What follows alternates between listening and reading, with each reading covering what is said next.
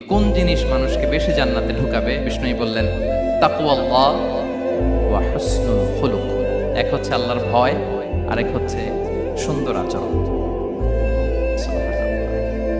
তাহলে এই হাদিস থেকে বুঝলাম যারা বেশি নামাজ পড়বে তারা বেশি জান্নাতে ঢুকবে নাকি? নামাজ পড়তে পড়তে যারা কপাল কালো করে ফেলছে এরা ঢুকবে না? যারা হজ করতে করতে বড় হাজী সাহেব হয়েছে, জিকির করতে করতে হাতে 3-4টা তাসবিহ রেখেছে, তাদের কথা বলা হয়েছে? এগুলো নিঃসন্দেহে অনেক বড় আমল, কিন্তু সবচাইতে বেশি জান্নাতে প্রবেশ করাবে যে আমল, বিষ্ণু বললেন এক হচ্ছে আল্লাহর ভয়, আরেক হচ্ছে সর্বোত্তম আচরণ।